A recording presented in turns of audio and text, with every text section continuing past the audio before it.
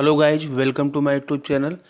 आप सभी को मालूम है कि एसएससी सीजीएल के 4th शिफ्ट का एग्ज़ाम 7 दिसंबर का संपन्न हो चुका है।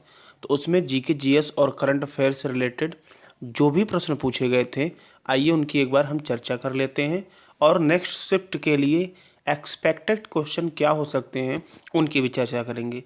तो पहला प्रश्न देखिए, गुड़ी पड़वा पूछा गया था, भारत के किस राज्य में मनाया जाने वाला एक पारंपरिक त्यौहार है। तो यह जो है महाराष्ट्र में मनाया जाता है। ठीक है, चंद्र सौर कैलेंडर के चैत्र महीने के पहले दिन को गुड़ी पड़वा के रूप में मनाया जाता है। यह मुख्य रूप से महाराष्ट्र राज्य में मनाया जाता है। इस दिन को आंध्र प्रदेश, तेलंगाना और कर्नाटक में उगाड़ी के रूप में मनाया जाता है। तो ध्यान दें, उगाड़ी यदि पूछा होता तब हम इसमें से जो भी ऑप्शन होता लगाते हैं। इसे देश के कुछ अन्य हिस्सों में चैत्र नवरात्रि के रूप में भी मनाया जाता है। तो हम लोग की तरफ चैत्र नवरात्रि के रूप में मनाते हैं। ठीक है, अगला प्रश्न पूछा गया था कि डॉक्टर न्यायमूर्ति धनंजय यशवंत चंद्रचूड़ ये कौन से नंबर के मुख्य न्यायाधीश या सीजीआई बने हैं भारत के। तो देखिए 9 नवंबर 2022 को बने हैं और ये जो है कौन से नंबर के भाई, 50वें नंबर के बने हैं, आपको दिख रहे हैं। ठीक है, चलिए आगे बात कर लेते हैं। अगला पूछा गया था कि अगला प्रश्न आपका पूछा गया था कि चालुक्य वंश की राजधानी क्या थी। तो देखिए भारत के कर्नाटक राज्य में ऐहोल को भारतीय वास्तुकला का उद्गम कहा जाता है। यह चालुक्यों की पहली राजधानी थी, जहां उन्होंने 6ठी शताब्दी ईस्वी पूर्व के कई मंदिरों का निर्माण किया। बाद में 1543 में पुलकेशिन फर्स्ट द्वारा राजधानी को बादामी में बदल दिया गया। तो यहाँ पर आपका आंसर ऐहोल होगा। ठीक है, आगे बात कर लेते हैं चालुक्य वंश के बारे में थोड़ा सा डिटेल। देखिए यह 543 ईस्वी से 755 ईस्वी तक रहा। इतने वर्षों तक, लगभग 200 वर्षों तक राज्य किया। पुलकेशिन प्रथम चालुक्य वंश का संस्थापक था। ठीक है, उसने वातापी या बादामी की राजधानी के रूप में एक छोटे से राज्य की स्थापना की। पश्चिमी चालुक्यों ने लगभग 2 शताब्दियों तक दक्कन में एक विस्तृत क्षेत्र पर शासन किया, जिसके बाद राष्ट्रकूट शक्तिशाली हो गए। पश्चिमी चालुक्यों के परिवार की शाखाएं थी, जैसे वेंगी के पूर्वी चालुक्य और कल्याणी के चालुक्य।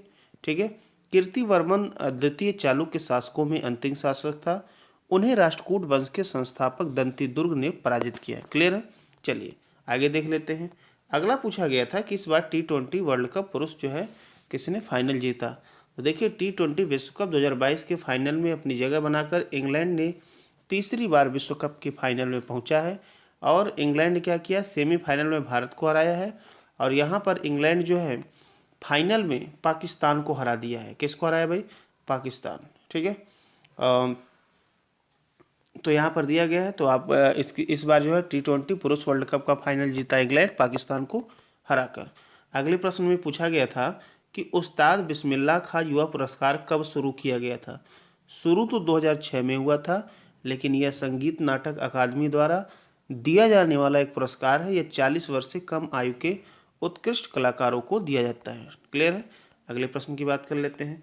पूछा गया था कि वारेन हेस्टिंग्स कब जो है ये गवर्नर जनरल बने थे। तो वारेन हेस्टिंग्स 20 अक्टूबर 1773 से लेकर 85 तक, ठीक है, ये बंगाल के गवर्नर जनरल थे। ठीक है, तो आप कह सकते हैं कि 73 है, तो मतलब लगभग 12 साल तक थे। इसके बाद सर जॉन मैकफर्सन आए, फिर लॉर्ड कॉर्नवालिस आए, इस तरह से आते हैं। फिलहाल यहाँ वारेन हेस्टिंग्स के बारे में पूछा गया था। पूछा गया था कि गंगा की जो है यहाँ पर मुख्य धारा पूछा गया था, गंगा की मुख्य धारा कौन सी है। तो देखिए भागीरथी और अलकनंदा दोनों नदियाँ हैं जो देवप्रयाग में मिलकर गंगा नदी की मुख्य धारा का निर्माण करती हैं, लेकिन वहाँ श्रेणी पूछा गया है। तो गंगा नदी शिवालिक श्रेणी के माध्यम से दक्षिण पश्चिम की ओर विभाजित होती हैं। यहाँ से निकलकर नदी फिर हरिद्वार के मैदान में बहती हैं। ठीक है, मैदानी एरिया में हरिद्वार में गंगा प्रवेश करती है। तो यहाँ पर शिवालिक श्रेणी आपका आंसर होगा। ठीक है, आगे बात कर लेते हैं। अगला पूछा गया क्या था, गिफ्ट टू मोनोथिस्ट नामक पुस्तक किसने लिखी है। तो इसका सही आंसर आपका हो जाएगा राजा राम मोहन राय ने लिखी है। ठीक है, अब यहाँ पर देख लीजिए 1809 में, उसी को हिंदी में कहते हैं गिफ्ट टू मोनोथिस्ट को एकेश्वरवादियों का उपहार लिखा और बंगाली में अनुवाद किया।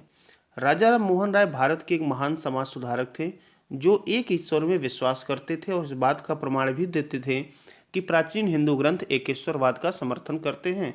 राजा राम मोहन राय 1722 से 1833 को अक्सर भारतीय पुनः जागरण का जनक और आधुनिक भारत का निर्माता कहा जाता था। अकबर द्वितीय ने उन्हें राजा की उपाधि थी। किसने दिया था? अकबर द्वितीय ने। तो ये भी एग्जाम में पूछा जाता है, आप तैयार कर लें। आइए कुछ बुक देख लेते हैं। तो देखिए, सत्यार्थ प्रकाश आपके अगले शिफ्ट में पूछा जा सकता है। स्वामी दयानंद सरस्वती ने लिखा है।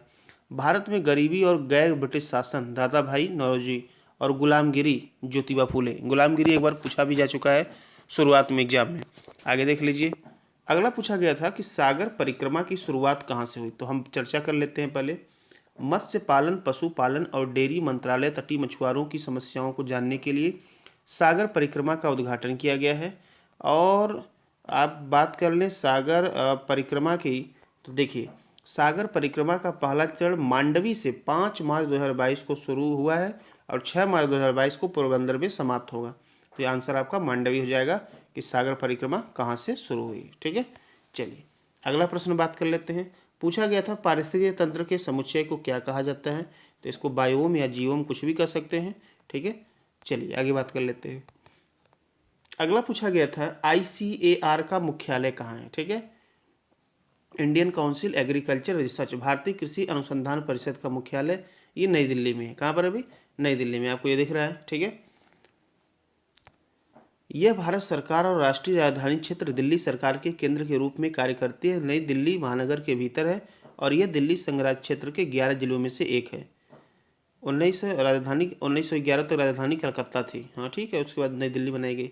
ठीक है, इतने क्वेश्चन मिले हैं। मिलते हैं अगले शिफ्ट में। धन्यवाद।